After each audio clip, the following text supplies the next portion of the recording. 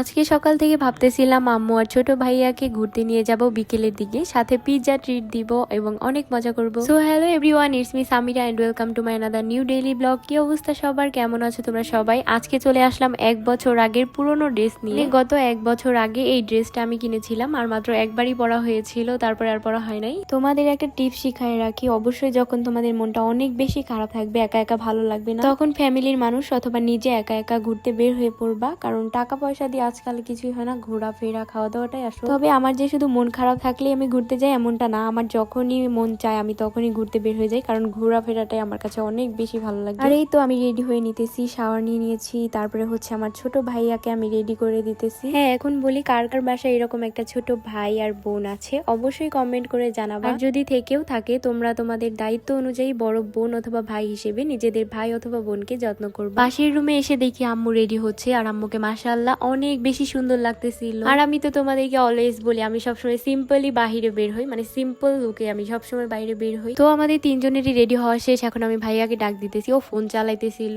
যাই হোক, এখন আমরা বের হয়ে পড়বো, আর বের হয়ে বাজার থেকে আমরা টাঙ্গাইলের সেনজিতে উঠবো। আমাদের বাজার থেকে টাঙ্গাইল মেইন সদরে যেতে মাত্র 15 থেকে 10 মিনিটের মতো সময় লাগে, এর মধ্যে আমরা পৌঁছে যাই। আর এই তো আমার ছোট ভাই দুষ্টুমি করতেছিল, এই এত কম সময়ের মধ্যে দেখি এত এত মেসেজ এসে জমা হয়েছে, মেসেজের রিপ্লাই গুলো করতেছিলাম। আজকে আমরা চলে এসেছিলাম আমাদের এখানকার ক্যাপসুল মার্কেটে, আর আম্মু এখান থেকে হচ্ছে তেঁতুল নিচ্ছিল আর আমলকি নিচ্ছিল। তারপরে পাশের একটা কসমেটিক্স এর দোকান থেকে আমি একটা লিপস্টিক নিয়ে নিতেছিলাম, এই কালারটা আমার কাছে অনেক বেশি ভালো লাগে, মানে অনেক সুন্দর একটা কালার আসে এটা দিলে। কসমেটিক্স এর দোকান থেকে লিপস্টিক নিয়ে বের হয়ে পড়েছিলাম ভূতের গলিতে, আর ভূতের গলিটা টাঙ্গাইল আমাদের অনেক বেশি ফেমাস। তোমরা যারা টাঙ্গাইলের না তারা তো আর চিনবে না, ভূতের গলিটা হচ্ছে ফাস্ট ফুড, মূলত এখানে ফুচকা থেকে শুরু করে প্রত্যেকটা ফাস্ট ফুড পাওয়া যায়, মানে বার্গার, পিৎজা, চিকেন ফ্রাই, এই সবকিছুই পাওয়া যায় এখানে। ভিডিওর ফার্স্টেই তো বলে নিয়েছি ভাইয়া আর আম্মুকে আজকে পিৎজা ট্রিট দিব, এর জন্য এই পিৎজাটার দাম ছিল 100 টাকা, আর অনেক বেশি মজা, আমার কাছে ভালো লাগে অনেকটাই। পর এই ফাস্ট ফুড থেকে বের হয়ে চলে গিয়েছিলাম আরো একটা ফাস্ট ফুডে, সেখান থেকেও আম্মু আর ভাইয়াকে পিৎজা ট্রাই করিয়ে দেখাবো। এইদিকে দেখো আমার ভাইয়া বুড়ো হয়ে গেছে, সামনের আর নিচের দুইটা দাঁতই পড়ে গিয়েছে। পিৎজার জন্য অপেক্ষা করতে করতে অবশেষে পিৎজা চলেই আসলো, আর এই পিৎজাটার প্রাইস ছিল 150 টাকা। আমার কাছে রেস্টুরেন্টের ভিতরে থেকে বাহিরে যে ফাস্ট ফুড গুলা থাকে ওইখানকার পিৎজা, বার্গার এগুলাই অনেক বেশি মজা লাগে। যাই হোক, খাওয়া শেষ করে আমরা তাড়াতাড়ি বাহিরে বের হয়ে পড়ি।